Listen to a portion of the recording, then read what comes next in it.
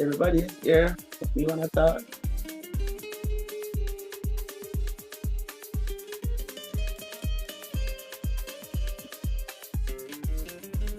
Are you feeling lonely on your loanses? No. What it is, Pid'or, she's here as well because she messaged me to say that the link wasn't working. So I'd open just in case she was having issues getting in. Okay.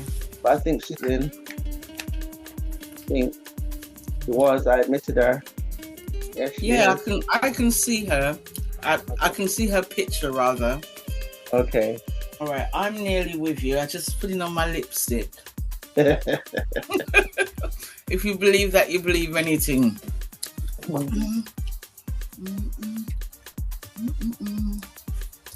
There we go. But my light, because I was trying to figure out where tablet going. Where the laptop was easy, just flick it open. This now I have to find somewhere catch it. So, you mean you don't have a special leaning thing for your tablet? Not for the tablet. It's got its own stand, but the stand doesn't, for this purpose, it's more up in the ceiling and all up in my face. So, yeah. So, yes. Whatever your glamour. Oh, where you go?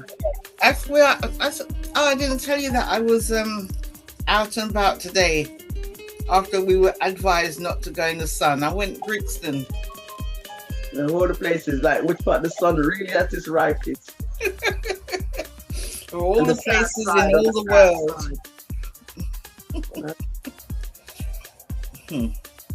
Venturing out on the south side. Yep. I had a really, really nice day today, unexpectedly. So I did that 2-hour journey. And then I thought, whilst I'm up this side, let me just let me have lunch up here, because I hadn't thought about food for the base camp. And long story short, I walked around Brixton and nothing, when you want to sit down, and also it has to be an air-conditioned place, and there was nothing like that. There was nothing.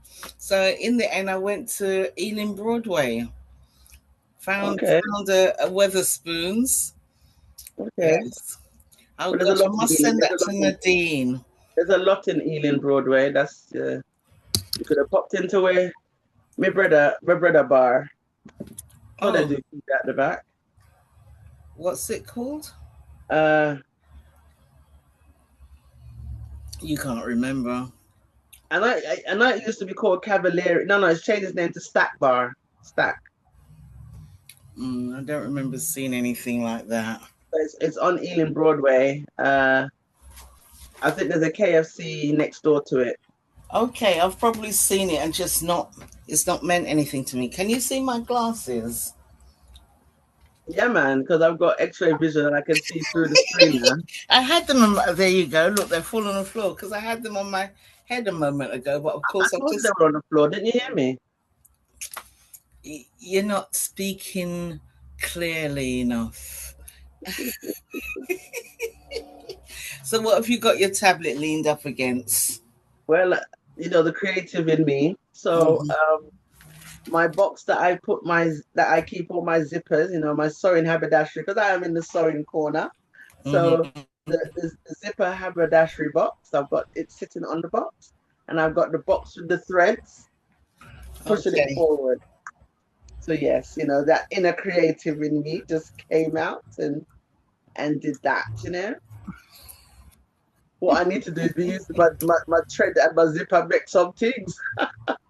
I've saved all these reels. I see all these amazing little quick makes of little bags and pouches, all these quick makes. And I just think, hey, that I'm going to try out. So before I start, how do I say your name? Is it Pid'or? Oh, you're on mute. Oh gosh, you know what? I haven't done this. She's professional with her microphone. Hey, chat about. But we're not hearing you. Still not hearing you. I can't see anything. Yeah, she's got one of those little mics that I've been saying I'm going to get and I haven't got it. You realize if you get one, you have to get one for me. So you have to get two. And I get three, one of the I sphere. think I've got a very, very slow connection going on here. Oh no, not again.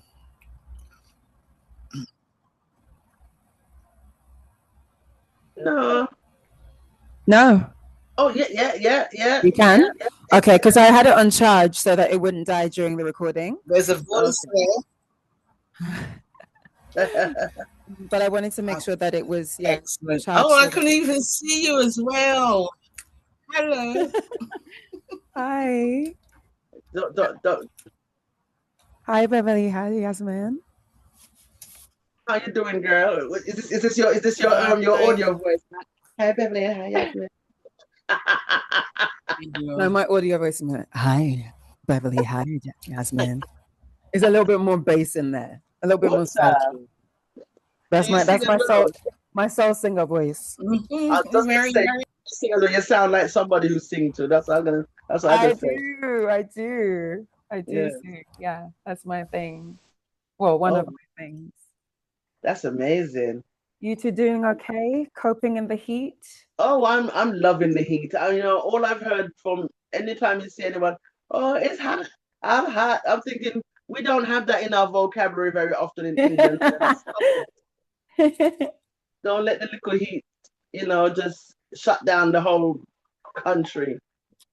Let me put this on. Yeah, and make sure you got your water. You're hydrated. Yes, indeed. I've even got half a patty sitting here. I'll finish that after. I'm jealous. So you got patty, she got nuts, and I'm just sitting here with my dry cup of water. That's right, man. No, but after, there's time after. Okay. I wanted to. So from the event, the link in the event didn't work? Yeah, when I went into when I used the link from the page, the Facebook page, event page, it said that it wasn't working, and it just had like a notice on the page. I tried it a couple of times. Oh, no. But then that's why I messaged you. But then when I went into my email from where you emailed me before, that link didn't work. So I don't know if it's the same one or no. Because it's supposed, because we use the same room, same, what do you call it? A pin. Mm-hmm. The ID and the pin is the same every week. So that's concerning if the link isn't working, because then if someone is coming in from the event, they can't get in. Yeah. But it would it not be the same link as in the one that you sent me? Should be the same, no? That's what I'm saying. So I don't I don't understand what that was. Let me see if I'll try it from my phone and see what it does. Because some people will be trying to get in from their phone. But on your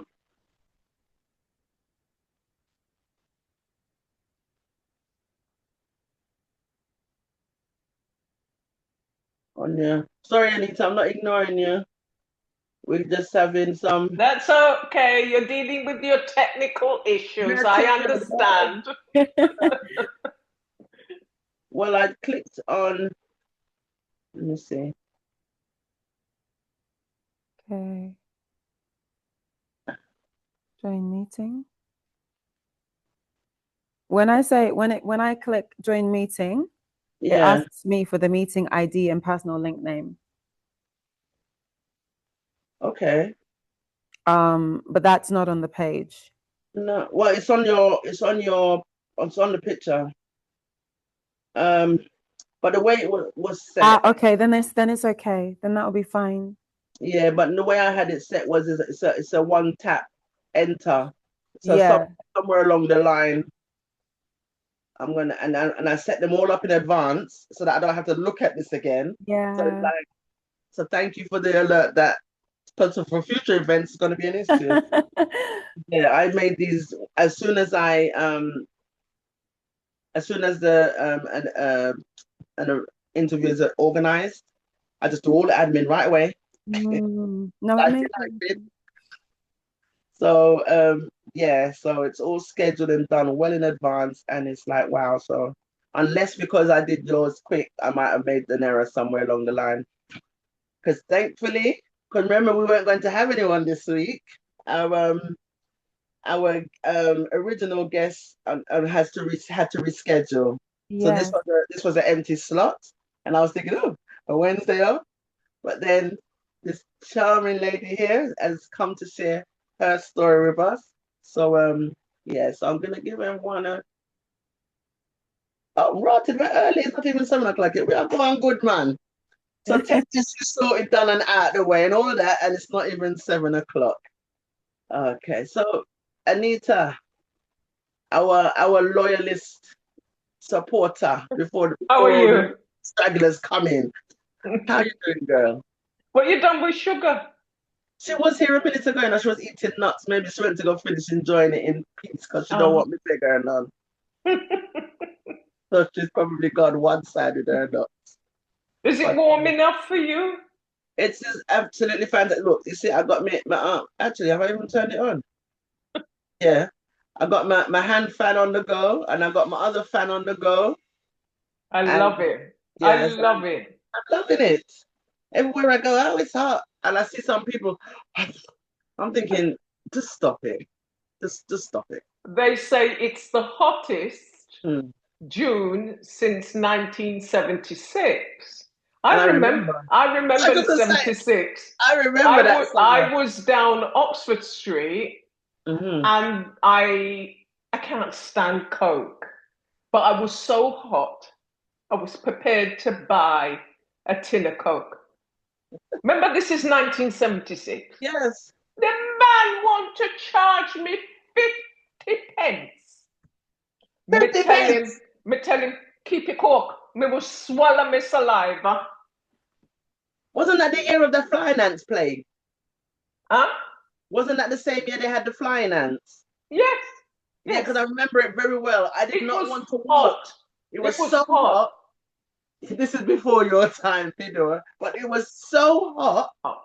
There was flying ants, and I remember coming out and it was all over the floor everywhere, and I didn't want to walk on them. So I would have been about 8 years old. I did not want to be walking on those flying ants. And I remember I had a pink cardigan, and those the little green and the little black flies were all stuck to my cardigan. Oh, I remember that summer very well. Yes. I thought, I am not paying 50 pence for what? But you see, he could get away with that because who comes to Oxford Circus is visitors. Yeah. They give him the £1, he gives them 50 pence back. They don't know what they're spending. But not me. I don't even like Coke. Bearing in mind, Pid'or, Coca-Cola in them time, there must have been about maybe 13 pence. Maybe about you keep it. You keep it. I said to my sister, you see this weather here? I love it. It reminds me of Caribbean weather. That's right. And my work commute is in the thick of Hertfordshire. So it gives me the illusion of being abroad because I'm driving through all the bush and the green. And when I'm going Stevenage, there's a sign that's directing to Stony Hill. Oh yeah. Yes, man, I'm in Stony Hill, Jamaica. Yes, man. Hi, Anita. Hello, sugar. Hi. I don't know why my computer just shut down completely. No, I told her the truth of what's happening. Because eating nuts, they didn't want to share. Say that again. Are you a little on the hot side? No, not really. Not really. Oh, okay. Not really. I think I got a little bit thing about being cut off a moment ago. Oh, okay. Yeah, but it's all good. I'm not high tech like UK fluffy chick where she's got a fan and everything. Do you remember Sandra Lowdry? Sandra Lowdry? I know the name, yeah. Yeah. Did she live on the avenue though? Did she live with you on the avenue? No. No. Okay. This Veronica asked me to ask you. No. No, I'm not. I won't be able to tell you now, but she definitely wasn't an avenue girl.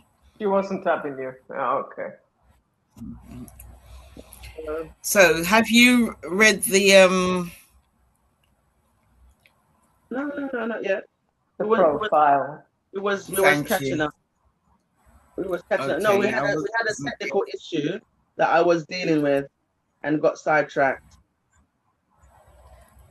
Right. So I'm just going to read from your bio, Miss Pid'or. So we have Miss Pid'or with us tonight, right? And Miss Pid'or's story is, her journey is called The Journey of a Burnt Out First Daughter. I think I was the only daughter, so yeah, I would be burnt out as well. However, right, and so that's we me are as well. to welcome this evening Pid'or Tampa, as in like Florida Tampa, okay? She's a trauma-informed, integrative well-being coach who is redefining how we approach balance, burnout, and mental wellness. After navigating her own profound experience with burnout, fueled by the heavy expectations of being a firstborn daughter, striving to meet everyone else's needs, Pid'or turned her personal struggle into a powerful coaching practice. We like the sound of that. So for the past 2 years, she has been helping clients, primarily women, but not solely women, reclaim their quality of life and push back against burnout culture. So she's going to be sharing her coaching style combines somatic experiencing, creative exercise, and the power of play. So she's going to share with us some of her key talking points, which is, obviously, we always ask people what inspired them to start where they was. Tell us a little about themselves. Where is she now on her journey? Where would she like to go with it in the future? And all the stuff in between that makes the whole thing cohesive to tell us who is Pid'or. So yes, that is your greeting, Miss Pid'or. Good evening to you. And we're not hearing you. You might decide to quiet you again. Good evening. And our voice nice to you, see? Can you hear me now? Good job. Am I in? Yes, you're in. Awesome. I was saying thank you. I said read with so much flair, presented with so much flair and pizzazz. Yes, I like it. Yes. I really enjoyed that. Thank you so much. I wanted to check something with you. Are we going by the AKAs or the names? The AKA, which because Sugar's going to do our introduction. I'll just give a little sum up to who you are, but Sugar's going to do our introduction, but she looks like she's frozen. Yeah, she's frozen. She's frozen. Either that or she's just very upset and her face is not moving. The heat is messing with the laptop, maybe. I'm telling you, I might have to do the jumping if she's not able to do it. So usually we have our little script because it keeps me on track. Because if you haven't noticed, I am Beverly. I am AKA your UK fluffy chick, and she is Yasmin, AKA Sugar. And today, we are the founder Sis-Stars of a community that we call the Supporter Sis-Star Network. And our aim is to showcase the amazing people out there in society, the unsung heroes that's doing their own thing, trodding the trod that people haven't really heard about. And I believe that through their stories, their inspiration to innovation stories, it can inspire someone who's either on that life walk or wants to connect with someone who's doing what they're doing. It's a way of reaching out and networking and getting to meet other people. So that's normally how Sugar would intro, but she still looked like she froze. So yes. So I've done our intro, who we are. I've told, because this our meetings are live on Zoom, as you know. So we always, every now and again, you might have the Zoom gremlins pop in. We try to keep our chats, if you like, very raw and unfiltered. When I say raw and unfiltered, there's no whole heap of editing and prettiness and niceness. It's just sisters talking, right? And then for replay purposes, it's uploaded onto YouTube. So if you had people that wanted to join you this evening and whatever they didn't get a chance to, once we've uploaded the video to YouTube, they have access to watch it again there. We're here every Wednesday, 7 p.m. using that same meeting ID. We have a Q&A section. So once we've got to hear your story, your journey, and if anyone wants to ask a question or make a comment, they're free to jump in. We don't keep it all official, you know, put your hands up, but sometimes it's helpful because then other people start talking over each other. And if the gremlins are lurking and it's on that delay, we don't realize that people are talking over each other until after the fact. So sometimes just make us aware that you're going to talk. I think that's it, really. We suggest that people keep their mics on mute while me and Pid'or are speaking, because it's set to highlight the speaker. So if you're not the speaker, you're gonna just pop up on screen when you didn't want to, when you didn't want to be on screen. If you make a sound or somebody in your household calling your name, you just end up on screen. So I suggest that stay muted until you want to say something. So I think we've covered everything. I've introed us. You got a little summary of who Pid'or is. So now in Pid'or's own words, tell us who you are, my lovely. Yeah. So hello, everyone. Those who are with us in the room and those who will be joining us later in the replay. My name is Pid'or Tampa. I am a British Congolese woman imported from Congo. And I have joined this conversation to talk about exactly what Beverly was giving in the intro, how we move from burnout, or my own journey of using my burnout to develop a practice, a coaching practice, which is now filtering into the art space as well. So I think we connected online because I may have shared a post, I think, about the play that I have coming up at the Camden Fringe in a couple of months. And the genesis of that really is my own burnout. And shall I go into where that all started? Yes, please, because that's what I'm going to ask you. So what led you to that and what inspired you to then start that? Yeah. So obviously, in terms of the pull for today's conversation, we've gone from the angle of the firstborn daughter. And I think that has shaped me in such a significant way. I don't know how many people in this conversation, whether in the room now or who's listening in the replay, are firstborn daughters. I think to be a daughter in a typically African family, and in my case, Central to West African family, and I also would extend further than African, I would say Black. I think generally being a daughter in a family has its own things in terms of the loading that is put on us as females in the family, and particularly for the firstborn female in a family. And I think there's pros and cons, but from my standpoint, I guess for this conversation, I was raised with this blueprint of what it was to be a woman, and to be the firstborn and one of the first female cousins, I suppose, as well. So not just within my own family, but the extended family. And so it was very much about setting an example, building a legacy effectively through my own life and my own practices and my own choices. So whether that was achieving an education, whether that was educating the others, the youngers, keeping people on the straight and narrow, whether it was making sure that people's homework was done, whether it was making sure that when an uncle comes, after we've had dinner, that there's a dinner served up to him from the stove, because there's always food on the stove so that visitors don't come and get hungry. That's our culture. And so the level of expectation for me was really high. And I guess that imprint of the firstborn daughter stands side by side with the good girl imprint as well, and what it is to be a good girl or a good woman.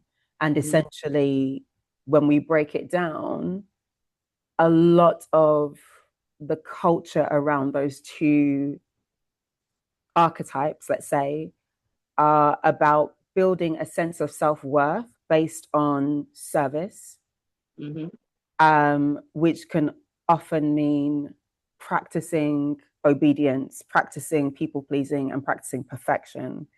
And if those are the pillars that we build our lives on, or build our social interactions on, or our self-worth or self-image on, then effectively what we do is we are practicing, in giving so much of ourselves, we're practicing self-abandonment. And that's something we don't talk about in our families. And I as a woman now, at this part of my life, at this stage, when I reflect, and when I have been reflecting, and when I have been working with other women, I see the patterns. I see it more with firstborn daughters because there's more to carry, there's more expectation. Like that piece about perfectionism is a big one, because the firstborn daughter cannot mess up. Like, you can't be the one that's out in the street doing this and talking to so and so and doing that. Don't go, get yourself pregnant. Get all the grades. Get home. Make sure you're on time at home. Make sure that you covered the housework. Make sure that whilst you've covered the housework, you've done all your homework, so your teachers don't call us and tell us that you missed a deadline. And whilst you're at it, your brothers and sisters need this, that, and the other. And oh, by the way, I've got to get to work. So I know you needed to go to that thing, but you can't go out. You're going to have to stay home because so and so needs you for this. And at the family parties, make sure that you're ready to serve and please and whatever, and look good too while you're doing it. So when you represent it, to even reflect to realize that this is your life at the moment. Say that again. When did you have that? Because that is, I think that is so many. I don't even think it's just only for firstborns. I just think it's daughters, like you said, in the Black Afro-Caribbean culture. It's enhanced when you're the firstborn. But it's a role. So when did you get? I didn't mean to cut you if I have. That's okay. Because it's just so I'm just sitting there, but oh my God, I just hearing my story. So, but when did you get to reflect to really know that this is what's happening? I think for me, there's been an awareness of it for many years, but where it really hit me was around the 10th year, my 10th year in teaching. Somewhere around that bar, because I fully burnt out. I was suffering in ways that no one could explain. My body was doing all kinds of weird business. Like, I'd wake up and my leg wasn't working, or my knee was like mash up, and it's like I haven't done anything. I just went to sleep and woke up. Into a physical, all of this became a physical outbreak. My body got loud. My burnout, and I think when we talk about burnout, we talk about it as one moment, whereas burnout is it's process. It's long term. It's working beyond your nervous system capacity long term. And then there may be a point where it's just like body shuts down. Body's like, I'm done with you. We're taking you out.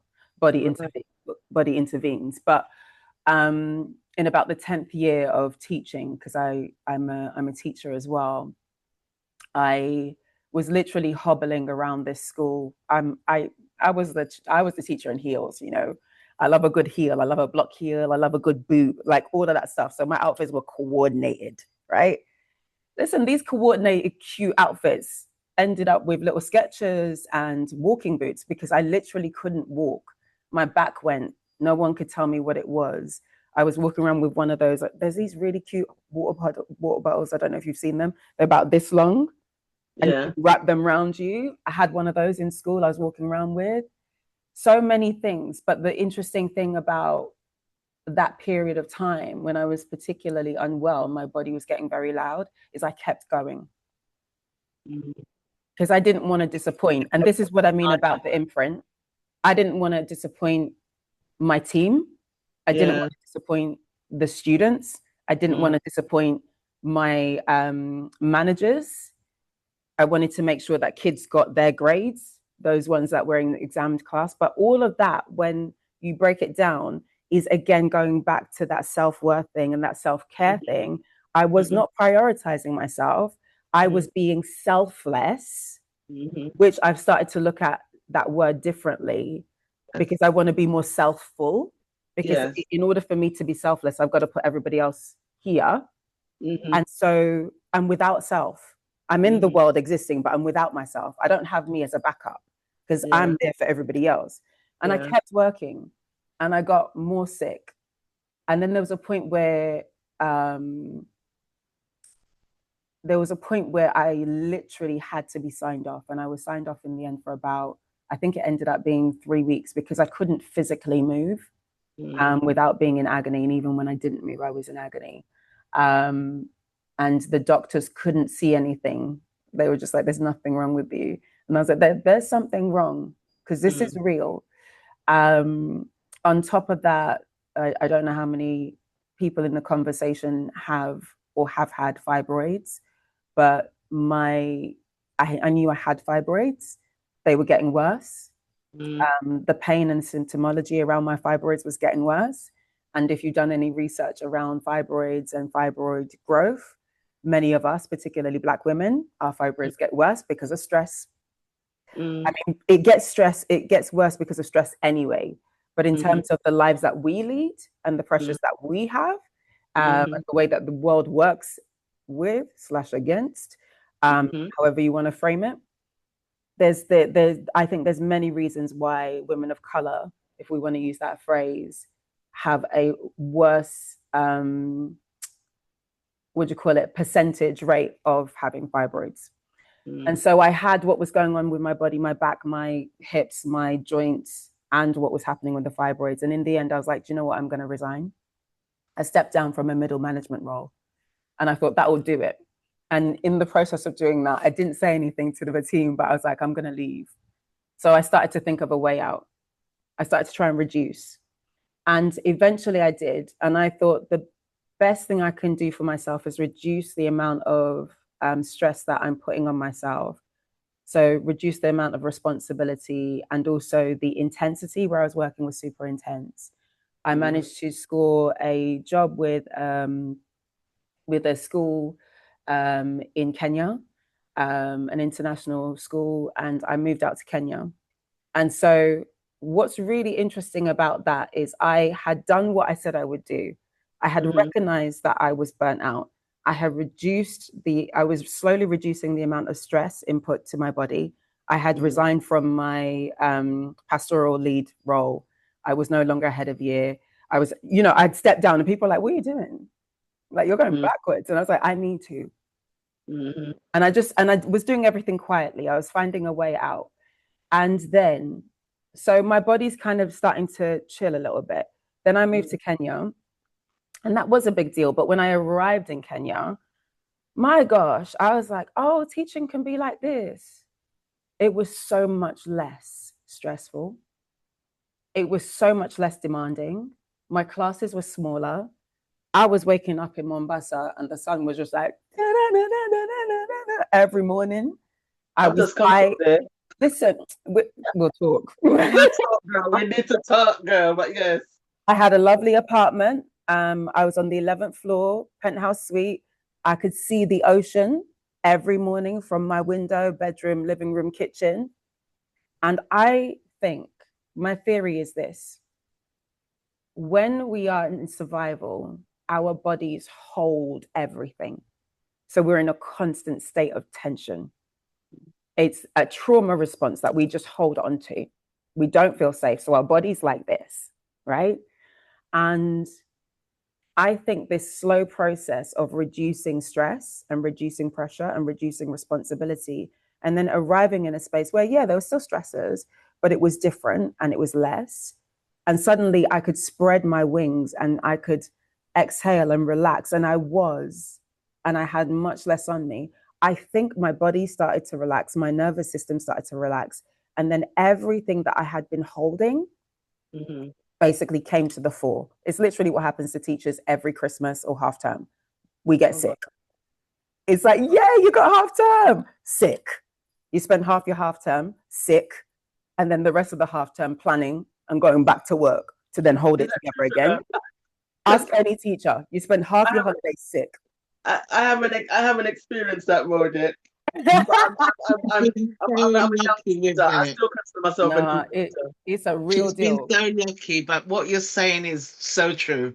So true. It's mad. But this is the thing. I got out there, and within 3 months of being in Kenya and starting my new role, you know what my body did? It went into a full-blown crisis. As in, I woke up one morning, got into the shower, and as I came out the shower, I felt the worst pain I've ever felt in my life. And I fell to the floor and I could not get up. So I was like, how is this going to work? I lived by myself. I was on the 11th floor of this building. I was unclothed. I was like, ain't nobody, no husband here, no anybody here to pick me up. So somehow I had to find the strength, but literally I was in agony. I managed to get clothed. I managed to get down in the escalator to security, and I begged them. I was in tears. I was like, please get me a tuk-tuk. And I remember, I've forgotten her name now for a minute, but the lady that sits on security was like, you need to go to the hospital. I was like, let me get to school, to the clinic at the school, and they will help me. Because I was thinking, if I go to the hospital by myself, I may not know how to navigate things. And the way that I'm feeling, I need somebody with me. I could barely speak. They got me to school. Within that was the 11th of November 2022. I was drugged to high heaven over the course of that day. They could not stop my pain, and it ended up being that my fibroids had gone wild. They were degenerating, twisting, whatever. And they were like, we need to operate now. Oh gosh. And by the by, this is a serious operation. We're going to have to do open surgery. And once we do this, you will be out of work. You'll have to take time off. You'll be off for about 6 to 8 weeks. I'm 3 months into a contract at a new school in a new country on my own. And this was the news. And this is what I mean about when we talk about burnout, it comes in so many different ways. And when we talk about how stress manifests in a body, it happens in so many ways.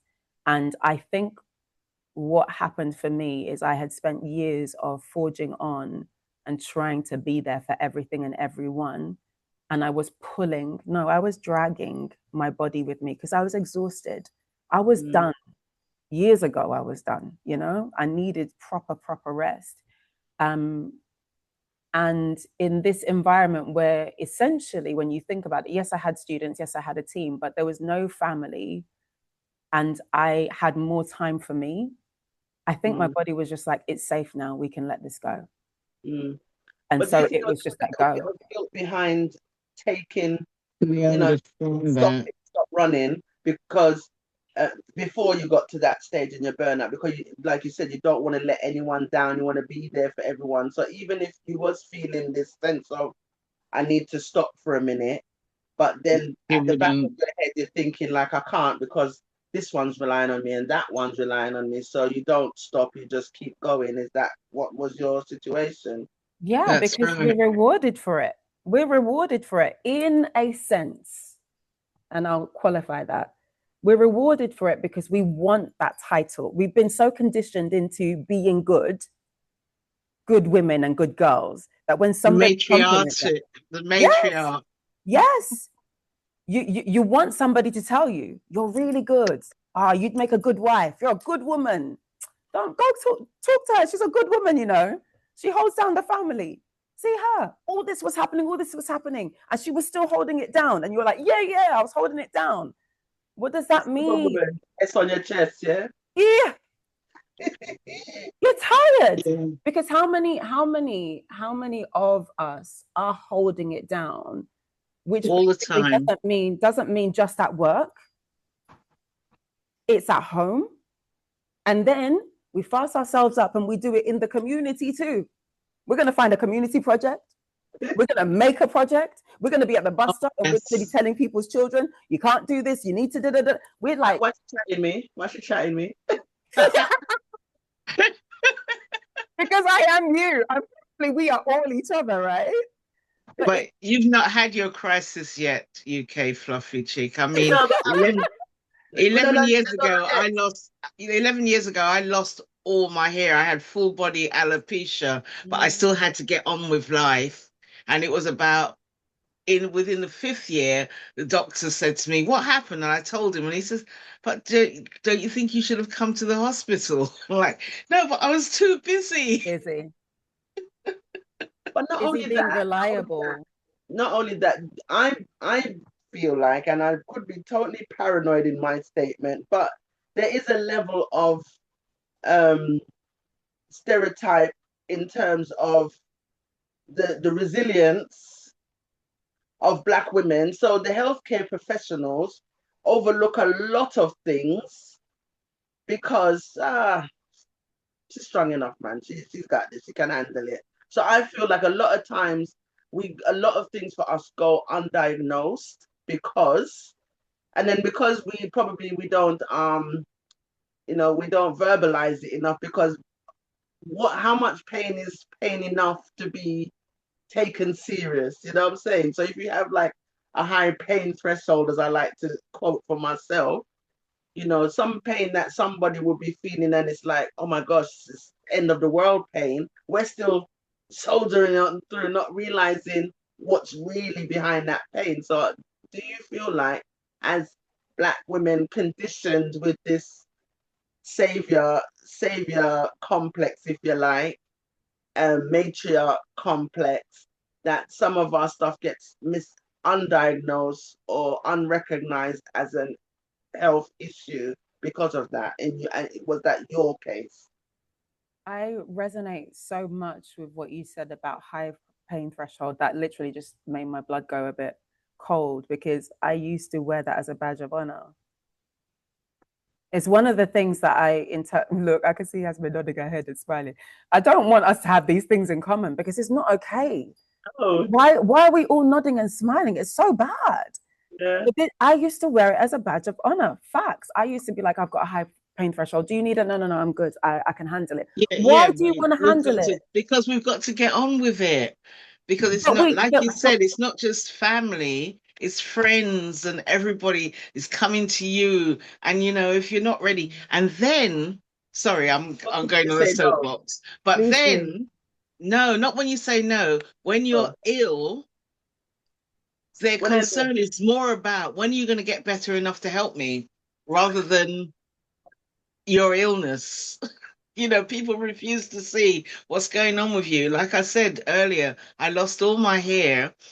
I can't think of 5 people that ever asked me why. Why are you bald? They've never asked me, because I'm there for their convenience, for what they need to have done. And this is why we burn out, because we are there for other people's convenience and we're not there enough for ourselves. Again, that thing of being selfless instead of being self-full. Mm-hmm. There was a point when I was like, no, I want to redefine being full of myself. Because somebody's like, if somebody says that you're full of yourself, why does it have to be bad? Who else am I supposed to be full of? Because at the moment, I've led my whole life being full of you lot. Full of like the kids' books that I need to mark.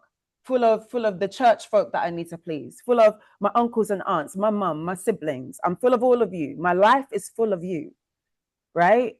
And everything that I'm doing, I'm constantly thinking of you and how it will benefit you and how I can make space for you.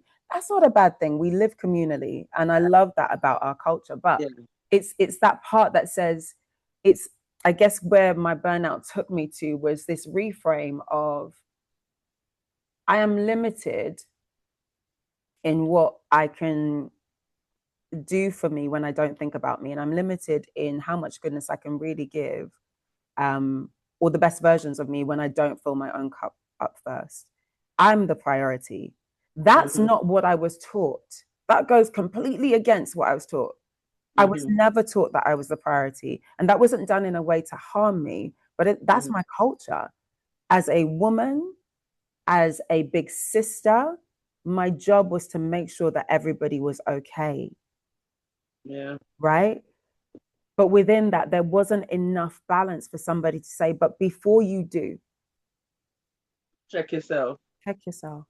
Yeah. Have you got enough? Not even have you got enough. Have you got surplus? This is the thing we're not taught. Have you got surplus?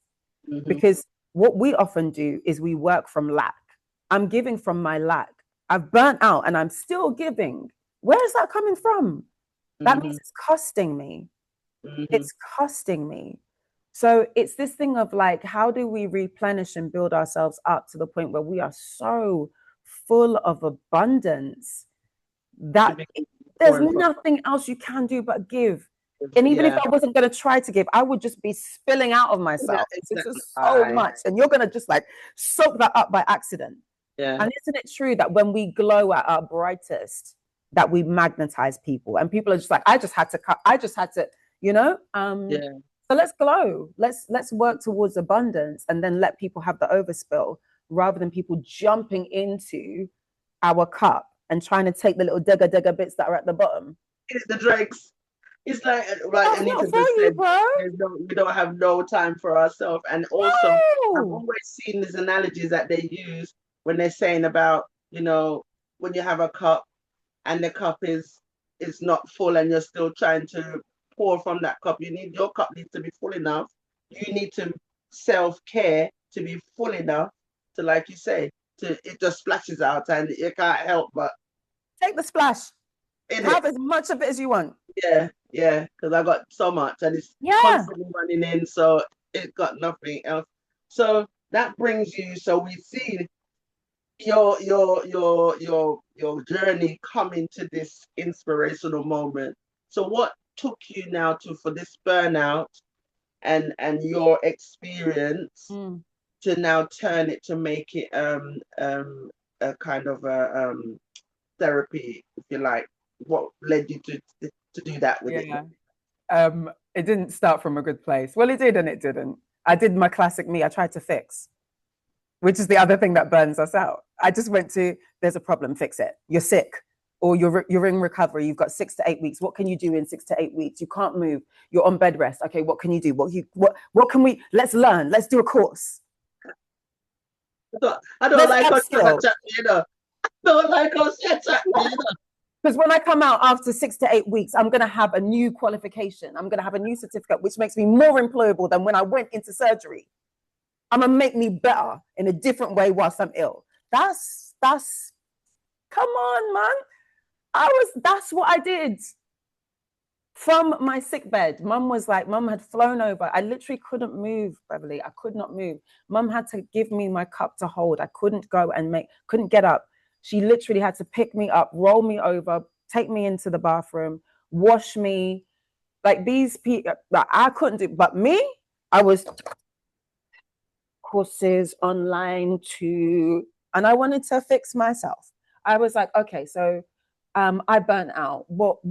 How did that happen? So now I'm calculating, what did I do? Okay, let's look over the last 10 years. And I'm being like Poirot / Jessica Fletcher doing my investigation work. I'm like, yeah, okay, this led to this. And I'm mapping it out and doing a spidergram. Yeah. Okay, and if I had about this percentage of that and put that there, there'd be less of this. And okay, I'm going to do a breathwork course.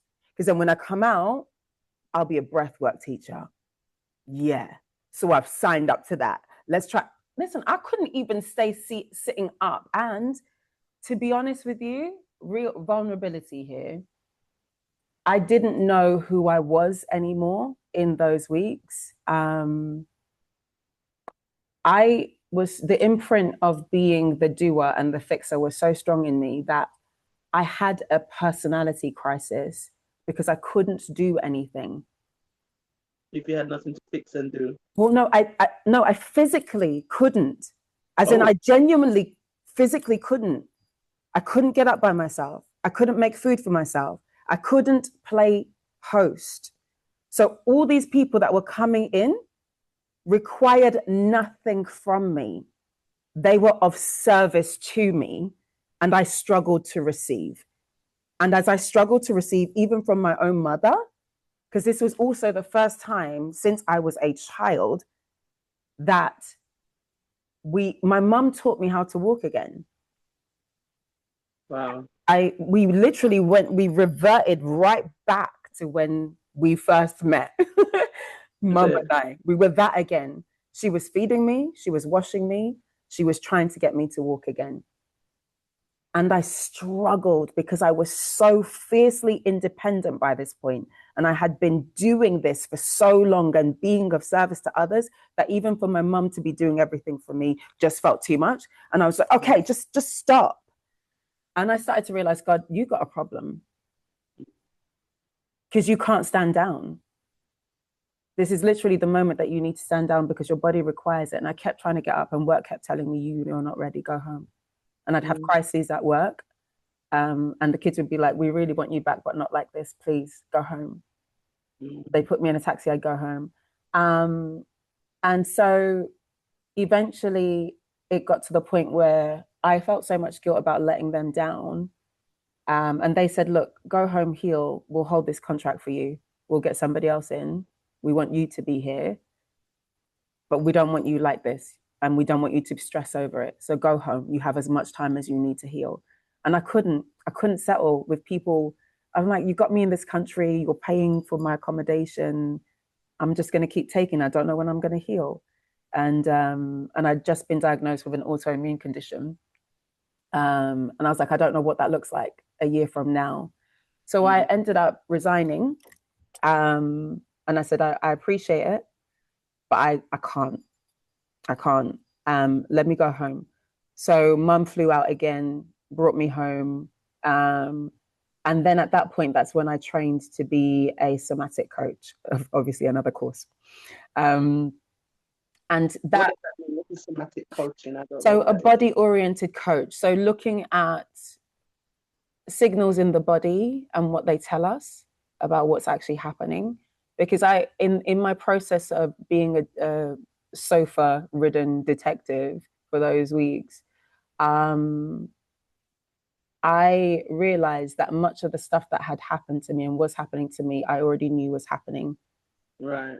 I had felt it and known it in different ways, and that I had muted a lot of things because I needed to work and I needed to be functional for people.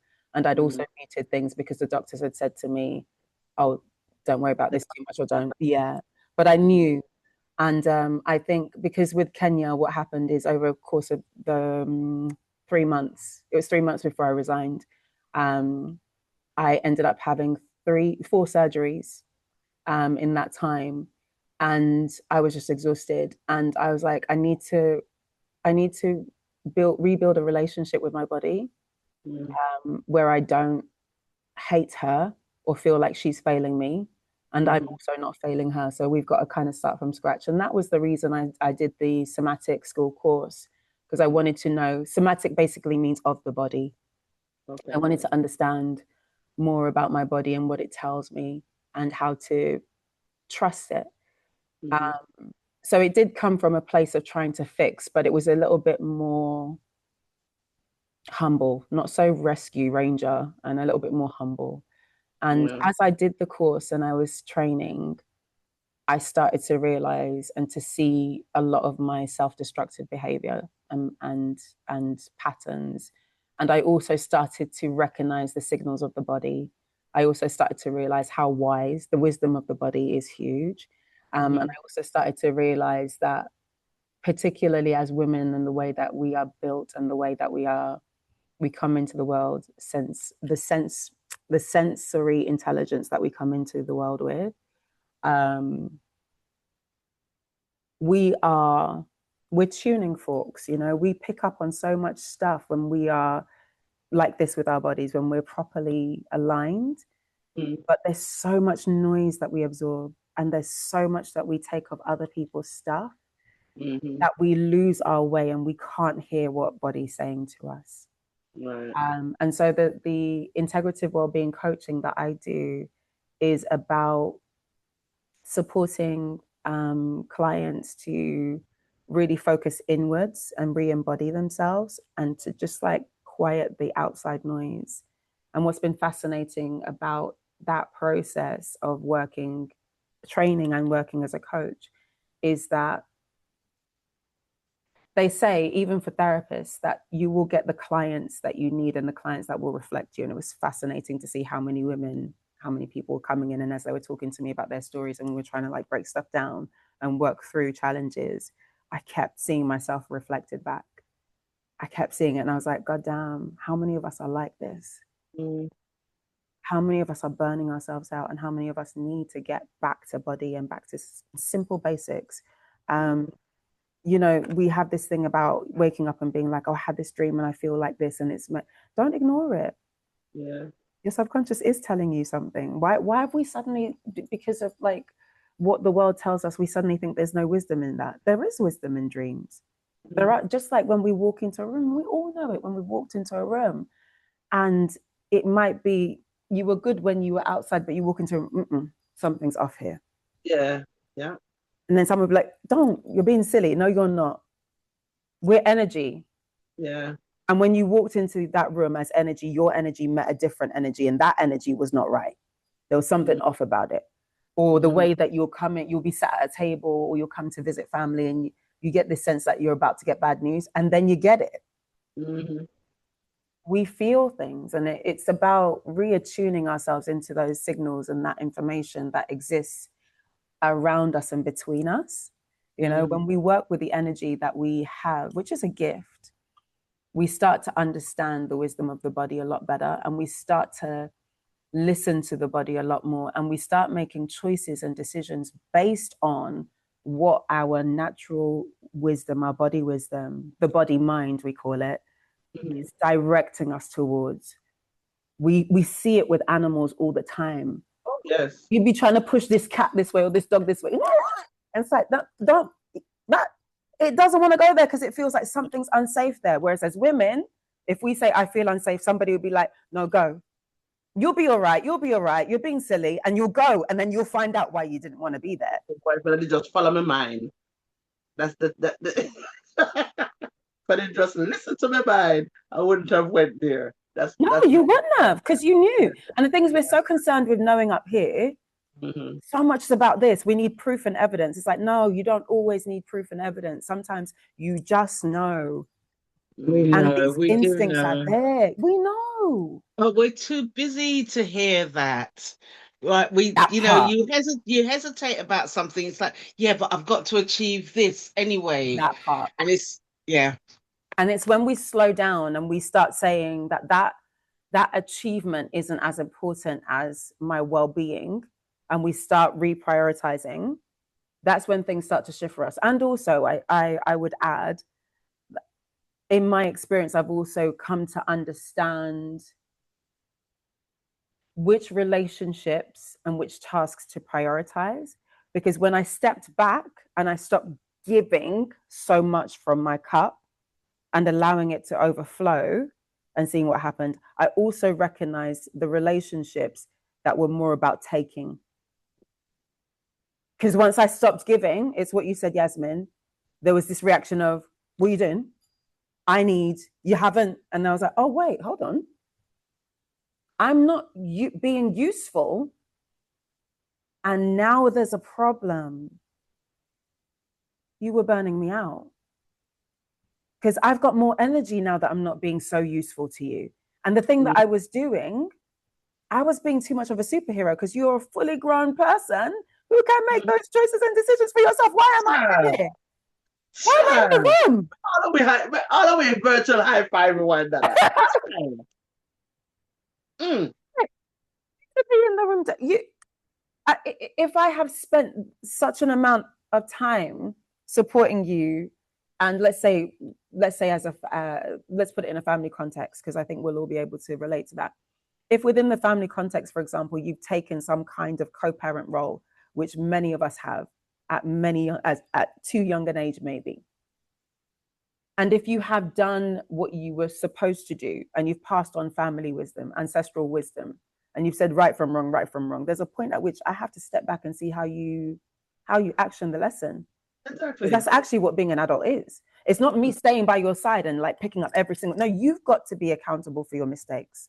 Whereas I wasn't doing that. We mollycoddle people, and it's like, okay, you're going in the wrong direction. Let's just move you over here a bit. Why am I looking at what you've done? I've already advised you, but yeah.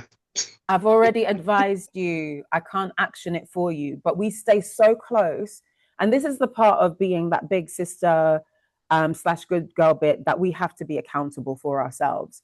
Because not only have we absorbed and played the role so well, we also find it hard to let go, or we don't want to let it go. Because there is sometimes a part of us that is so defined by that.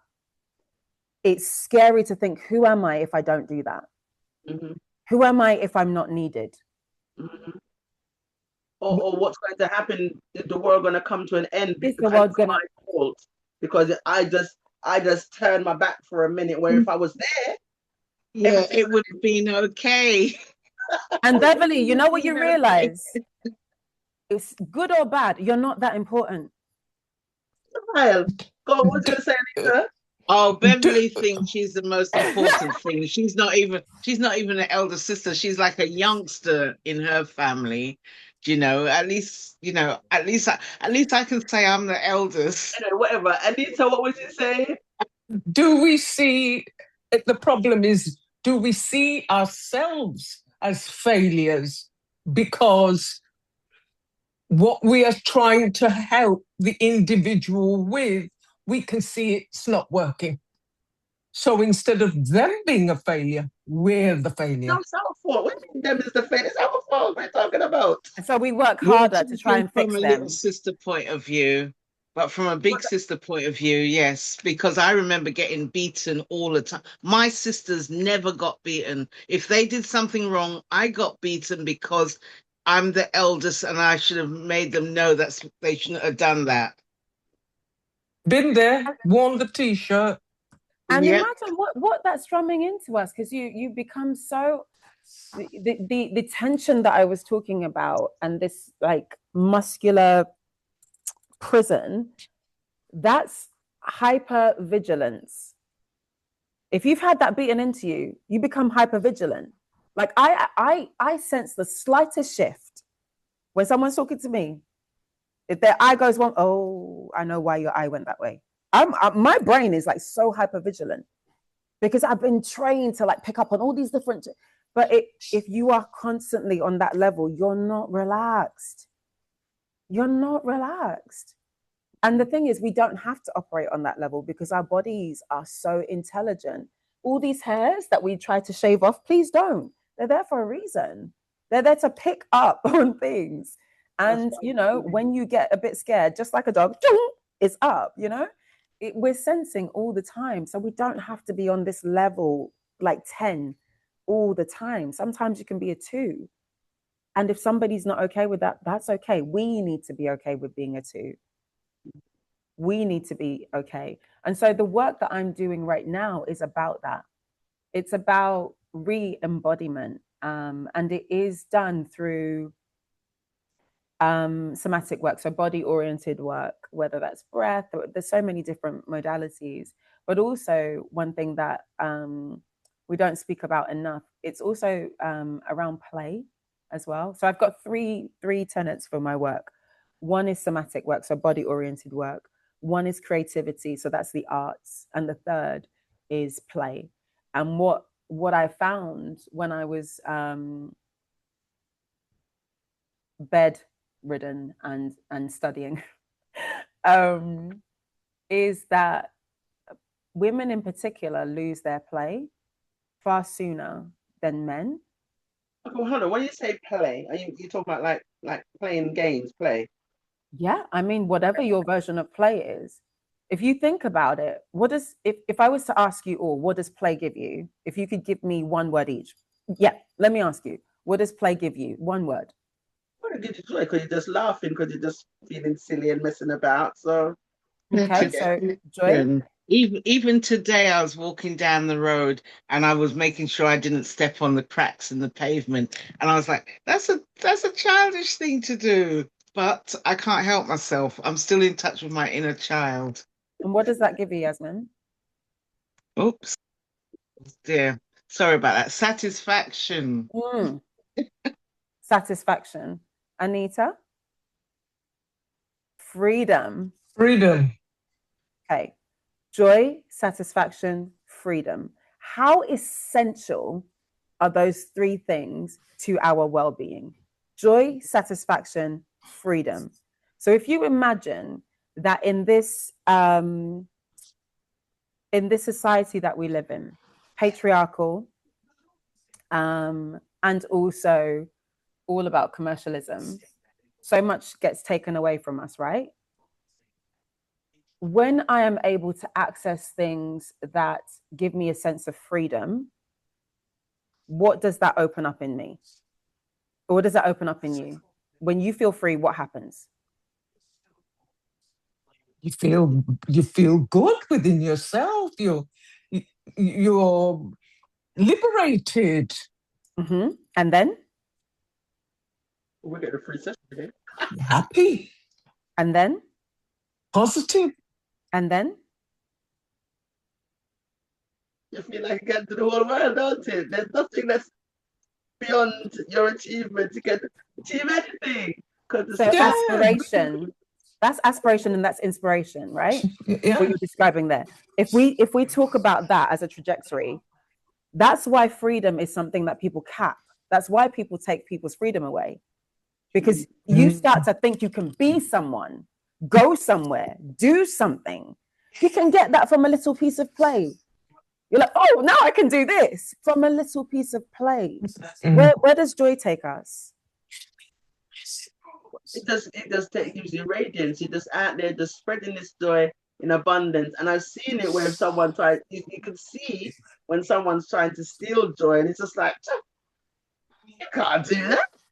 Please. Like, it kind of, like you said, you know, it's like your discernment. For me, when I feel joy, my discernment is on a 10,000,000% up. I can see things more when I'm at joy, because joy walk hand in hand with peace. So then I can see things a bit better. Whereas if I'm feeling down or miserable or whatever you want to call the emotions that go with it, you can't see the wood for the trees. Okay. So let's talk about what happens in domestic violence cases. What does that violent partner cap in their partner, their joy? It's one of the first things that go. Freedom. Yeah, the joy, the freedom. That's it. Freedom goes. You're no longer happy. And it's so fascinating because we don't think about play as political. I do. I think play is incredibly political. I think it's incredibly political and convenient that in these big businesses and corporations, that women will work and work and work and work because they want to be taken seriously. So they mute the colors that they wear. They wear monochromatic colors because they don't want to be too expressive, because that would be, I'm an unserious woman.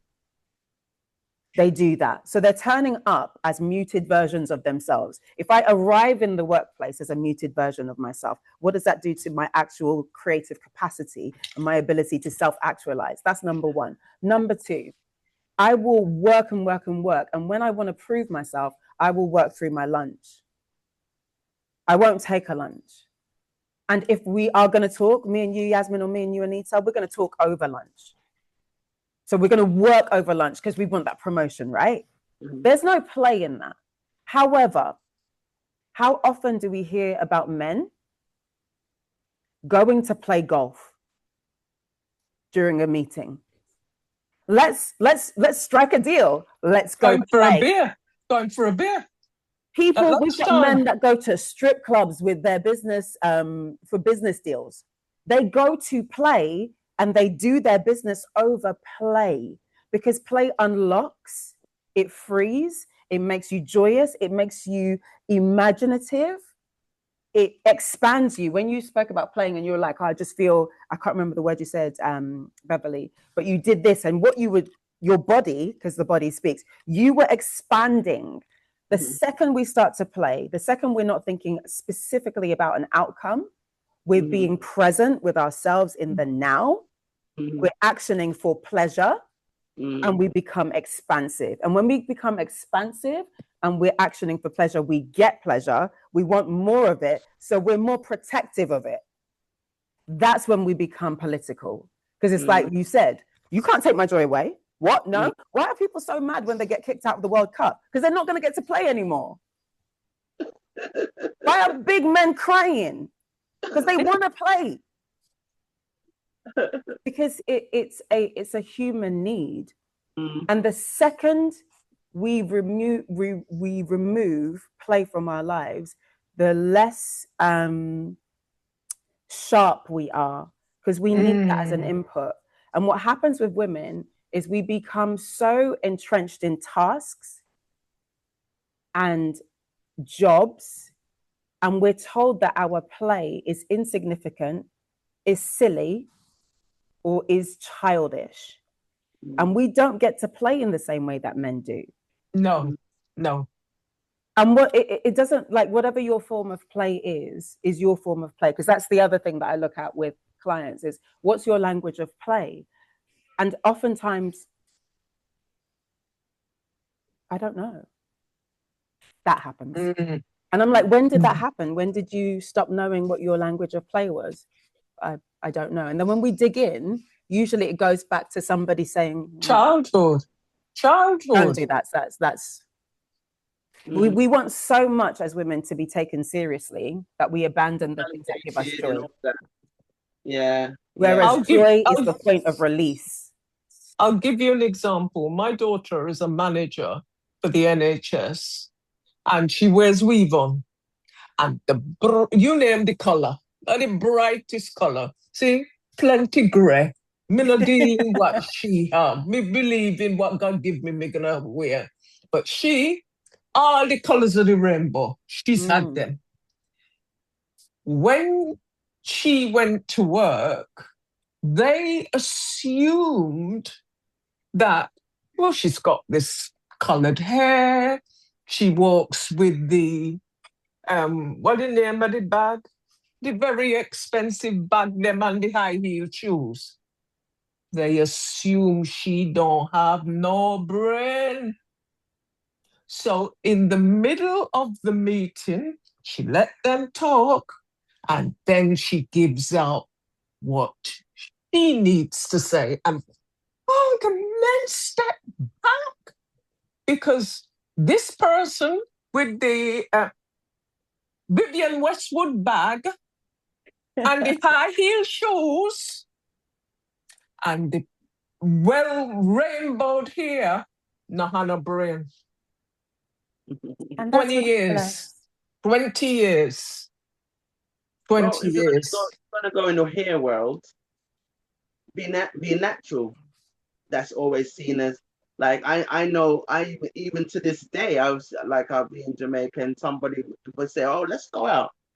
They feel like they have to put something on. If their hair is even natural, they have to put on a wig because, their hair can't look nice. It's not so much now. I mean, it's got better now with people embracing natural hair, but there's still that elite few that it's like, if you're going out, you have to do something to your hair because natural hair isn't nice enough or professional enough in certain environments if you're going to go the hair road. Yeah.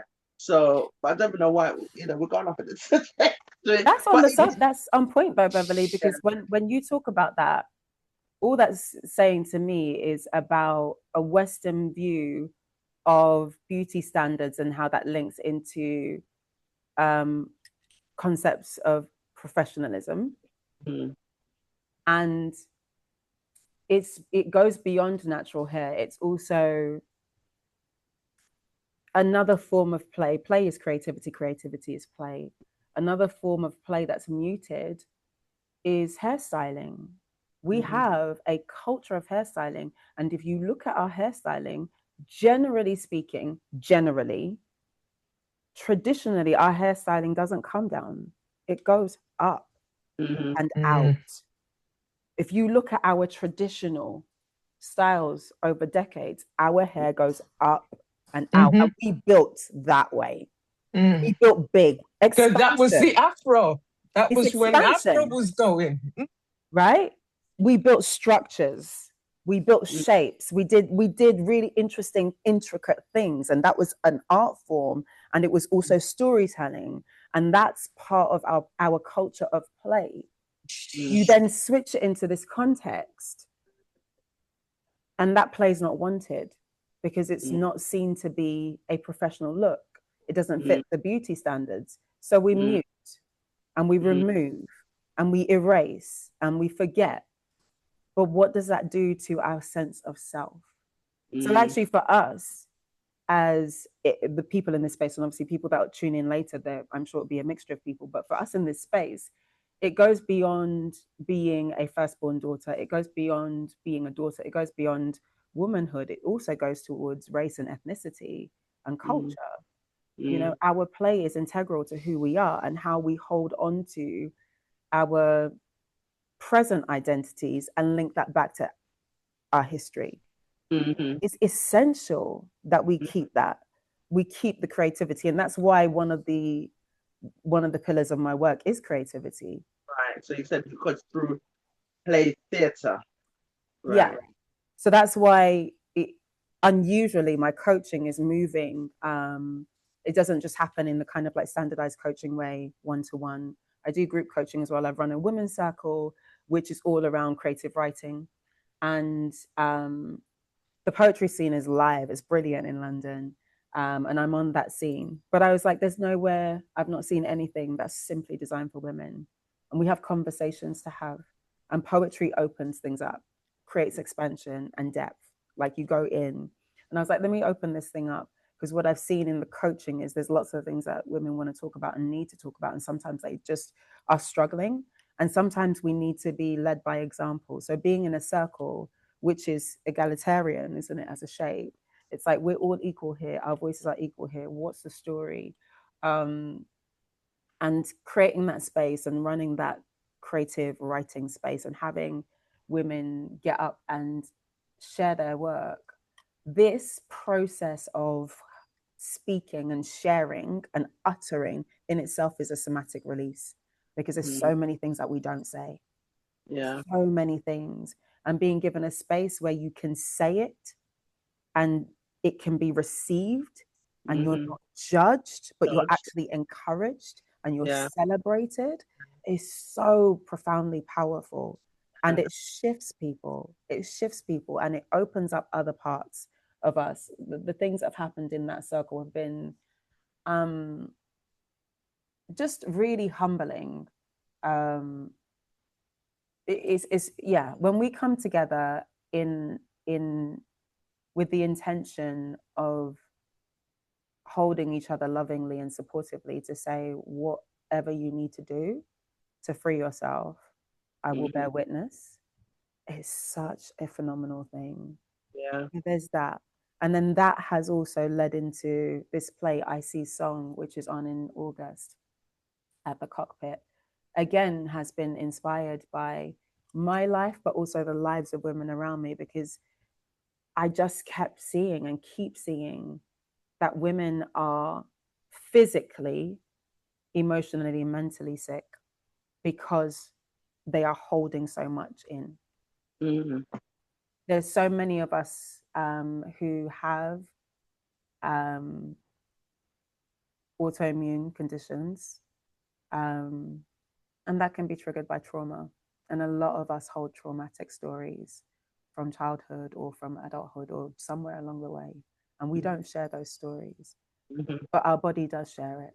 It shares it in hair loss. It shares it in skin conditions. It shares it in organ failure. It shares it in fibroids. It shares it in migraines. It shares it in lack of appetite, loss of weight, putting on of weight. It shares it in miscarriages. It shares it in so many inability to get pregnant, fertility. There's so many ways that our trauma impacts our physiological health. And I think oftentimes we kind of operate or live in silos. So I'm over here suffering it by myself, and you're over there. But when we start coming together and talking, we start to realize we're not the only one that's experiencing this. Because that's the thing, isn't it? When you're going through certain things, sometimes you think it's just you. No one's gonna understand. and they're gonna just think it's just in your head. You're being silly. You're overreacting. You're being dramatic. So therefore, you just think, you know what? I don't want to hear all the voices. So we'll work on it and deal with it myself. And that's how it goes. So so so the theater now. So you said this play that you got coming up, the Soul Speak. Did you say it's called? I See Song. I see. Is this your? You said this is your first one. We got to give us information about that because I think I shared something of it, but we need to be able to share that. Thank you for sharing it as well, Beverly. Yeah, it's a piece of work that just lives so deep in my heart because it comes from this. It comes from this. It's an invitation. It's an invitation for us to sit together in a space where you don't necessarily have to say anything, but you will be witnessed. And you'll be witnessed through the characters on stage. And you will be reflected, and you will be mirrored, and you will be celebrated, and you will be mourned for, but you will be held. Because the topics that we cover in the piece are so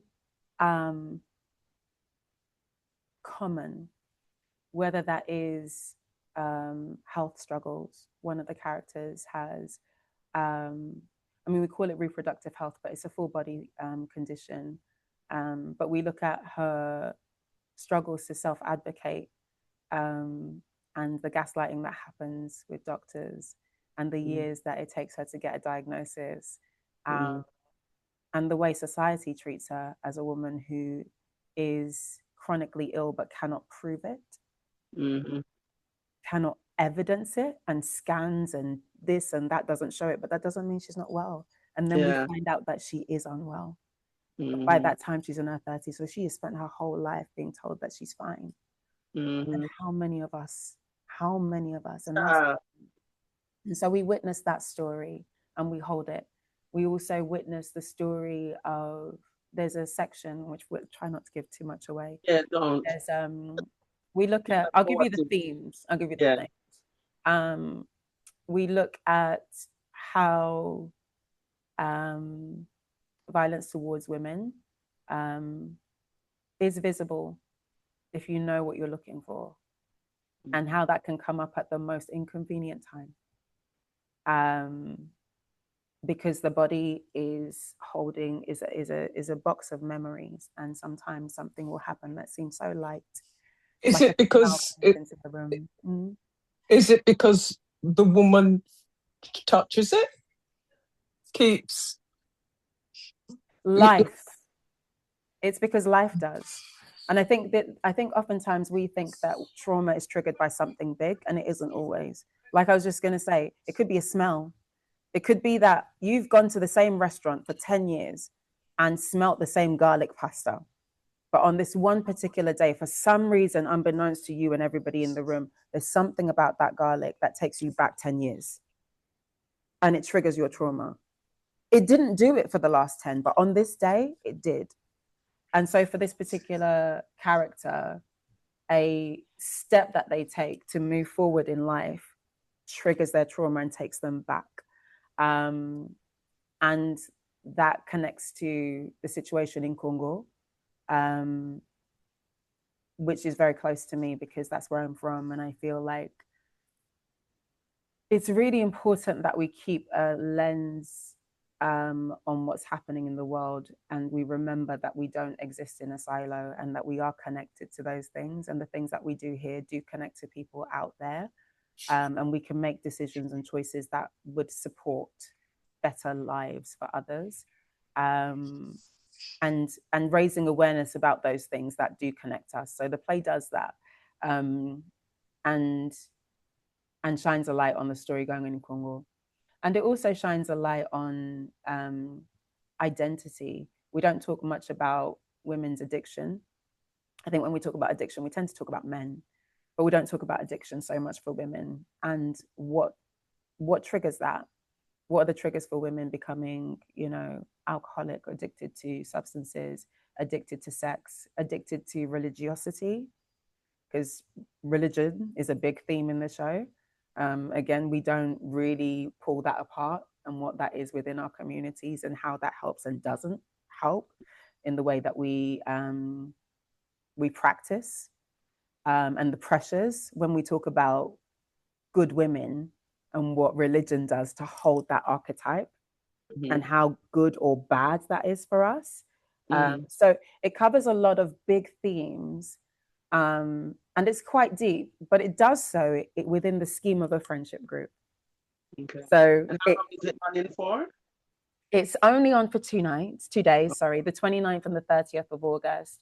And what's really cool about this show isn't just the fact that it's a piece of contemporary political theatre, but it's also because the cast is bar one non-binary actor. It is one non-binary and 6 women. And it is song. So there's songs in there, there's music, gorgeous music in English and Lingala. Choral singing, movement, poetry, and somatics. So within the scope of this, we're also going to take you through a somatic experience. So you're not just listening and experiencing hard stories, you're also working through your own body as you process it, because it can be hard to hold those stories. So we try to help you take it so that we have to look at it, but then find ways to release and to get rid of.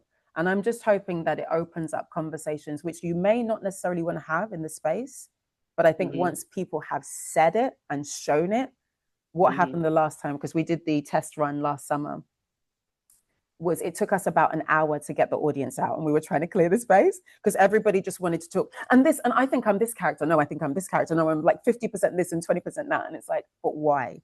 Because you've experienced these things. So people wanted to talk, and that's what we want. We want to break the silences that are making us ill. We want people to feel like there's a space that they can come into and explore these stories and not be forced to like have to say what is theirs necessarily, but to gain some sense of permission that you can talk about it. And here's an example of a friendship group where all of these things are revealed and somehow they find a way towards better. They don't completely break down and die. We can do this work. You said you also have a women's group, right? Yes, the writers group. Yeah, we're going to be. I've suspended it for a while because I just didn't have capacity, and I have been listening to my body. Yes. So it was like, when are we running again? I was like, I'm not well enough to run this. I'm sorry. And I was like, oh, it hurt, but then I've been okay. But I think we're going to do another circle in August. And we'll probably use the themes from the play to get people to come in and just share. So it's poetry, it's songs, it's stories, it's whatever people want to write. They share their pieces, and then the audience asks questions and we talk about what's come up. Yeah, it's a really healing space. Everything that we do, everything that I'm about is finding ways that we can move towards healing and in community, because I think we do too much alone and we don't have. Are you just in Camden only, or? The play will be at the Cockpit at the for Camden Fringe. So yeah, it's 2 nights there. And then what I'm going to do is I'm going to hold off doing any more on it, and I'm going to try and get some funding, because all of this at the moment is off my own back and my own bank, and it's expensive. But I feel so strongly about it that I just had to put it on, despite the fact that we didn't get funding, because I think once it's on and it's been seen and we video it and we get all this a portfolio together, then we can market it to try and find a producer and some backing, and it can just run after, and I can kind of just let it run with a little less of me, because I can't carry everything. So if I was to ask where you're in the future, is that your future, because that's your one of the questions we ask, your future plan is to do more of the theatre with funding, doing more productions? Is that your future goals? Yeah, I definitely want us to. So the group that is performing it is called Chorale Poétique, the poetic chorus. And what I would love that to be is an established group of interdisciplinary female artists who do a number of different shows that would tour. And all of those shows would be about telling women's stories, whether they're contemporary or historic. I think there's a lot to do in terms of Black history, but from a female standpoint, not patriarchal. There's so many amazing stories about amazing Black leaders and warriors that led so many coups and things. And I'm like, I didn't know this, because no one's going to tell me, because that's going to make me feel free and make me feel big and brave. And then I'm going to open my mouth and I'm going to want to do this and want to do this. Like, shh, quiet girl. Because if I start going out there and doing all these things, then I won't be available to do the things you want me to do. So I'm trying to tell those stories so that we all get big and brave. So that's one side of things. The other side is the work that I do in theatre. I see that many artists cover really difficult things. The job of an artist is to face hard things and to present them to an audience oftentimes. And we often overlook what that costs an artist, whether that's a singer, a poet, an actor. We go to really dark places, and then there's no one to look after us. There's no therapist.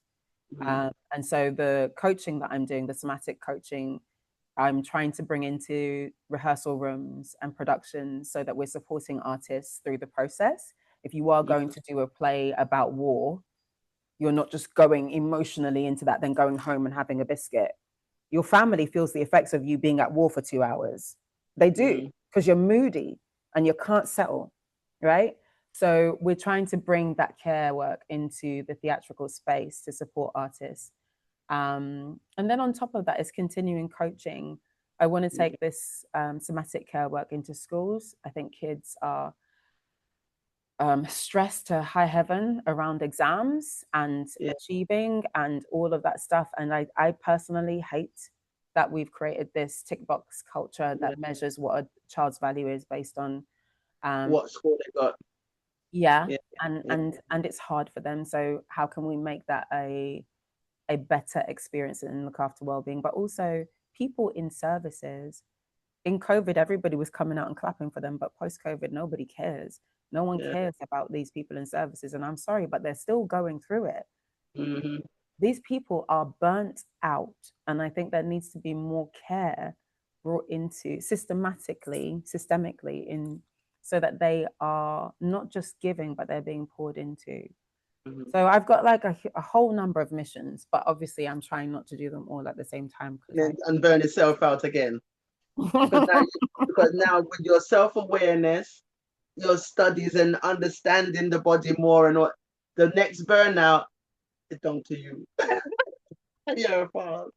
So if you were to go back to young Pid'or, that young little girl trying to be the big sister to everybody, what words of wisdom would you say? Man, I love that chick. I really do. I appreciate her so much more that I'm an adult. She was really strong, like little tiny body carrying so much. And I guess the first thing I'd say is carry what's yours. Just carry what's yours. And I guess to love others enough to let them make and learn from their own mistakes. And to just stay present and soft in the needs of your own life. Just carry what's yours. You don't have to abandon other people, but let them actualize themselves. Be present, but stay soft and present for yourself. Because I think there would be so much. I mean, it's not been an awful life, but I think there would have been a lot less burden on her had she had that said to her early on. And that is okay. That doesn't make you a bad person. It doesn't make you a bad Christian or Catholic, you know? Do unto others as you would like done unto you could also be flipped. Do unto yourself as you'd like, done unto others. Yeah, absolutely. Because I always say to myself now, I want to be the friend that I wanted for myself. So if there's something. Well, unless Sugar disagrees, I might be mean to Sugar. But yeah, the person I want for myself is who I would want to be. You know. So yeah, I totally get that. And it's funny, today I saw sometimes you scroll and I scroll.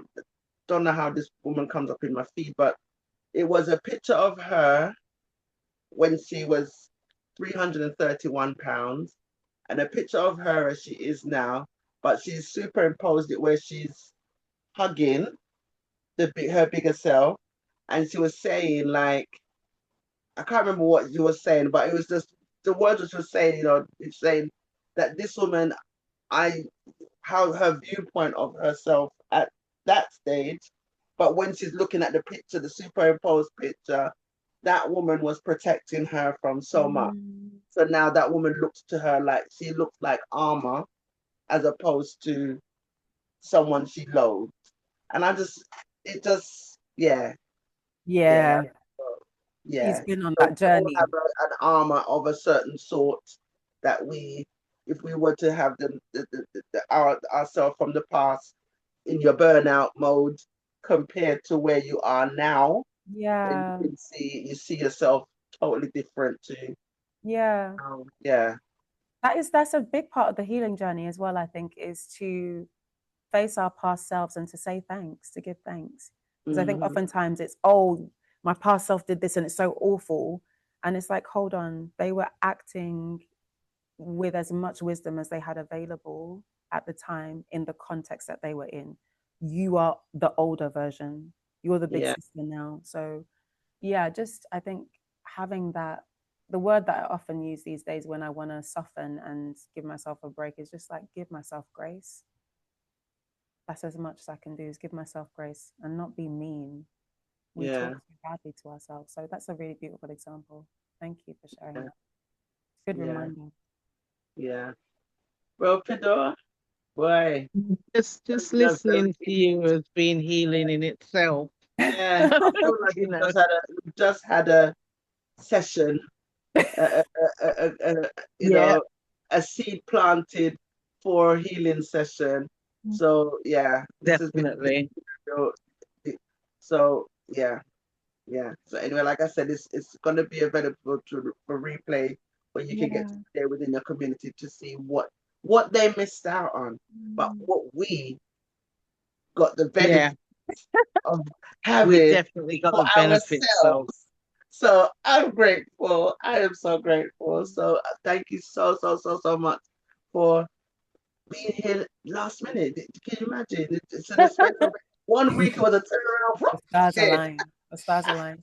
Thank you so much for having me as well. And I think the fact that we are I will say this and you correct me, 4 very different women from 4 very different contexts, and we have so much in common across these themes, says a lot about the need for us to look at this as a community, and for us to hold each other and to keep showing up for these conversations, tuning in and showing up in the spaces as well. What did you, Anita, did you say 1970 what? The last summer thing you said? At the beginning of the conversation, 70 something you said. And you said you weren't born yet. And imagine that as a 1976. 1976. I wasn't born yet, and yet in this time and age, I'm talking about things that you've lived through, and we're still talking about it. Something's got to give, and it shouldn't be our bodies. It's got to. That's right. Yeah. But we have to talk still, because I'm fresh out of Kenya. I'm fresh from Kenya. Oh yeah, okay. I'm cutting it. Because when we come to Kenya, there you go. That's it. It's too late. She's had Kenya on the go. But I pop up when she said she moved to. It's divine alignment. You always, the people you're supposed to be in a room with, you will always find them, or they will find you. Facts. Absolutely. Yeah, definitely. Is there anything I've left out? I don't think so. I think I've. Well, it's hard for me to tell because I've had such problems staying online with you, but I've got the gist. And like I said, I actually feel so much calmer. It's like so many things have been put into perspective that it's like, you know it, but somebody else has just said it. And it's like, yes, do you know? Yes. So it's hard for me to say that she's gone from inside to outside. It was like she went to go ground herself. I'm just trying to ground herself. She's outside barefoot, hugging trees, standing in the grass. Yeah, thanks. I appreciate you. So I appreciate you so much. We really appreciate you. We well, do. I think myself really appreciate you. You've made such a difference. Come a long way. Yep, definitely. You know, and I didn't hear half of what was going on because I was struggling. But hey, there we go. She'll catch it on the replay. On the replay. Yeah. On the replay. Everything's on the replay. Yeah. All right. Okay, so that's a wrap. That's a wrap. Yeah. Thanks again. Take care. Thank you. That was excellent. Excellent. Thank you very much. Go well and take care of your bodies and yourselves and go play. Yes. Go play. It's important. Yeah. Going outside right now. All right. Yeah. Okay. Bye. Take care. Bye. Bye.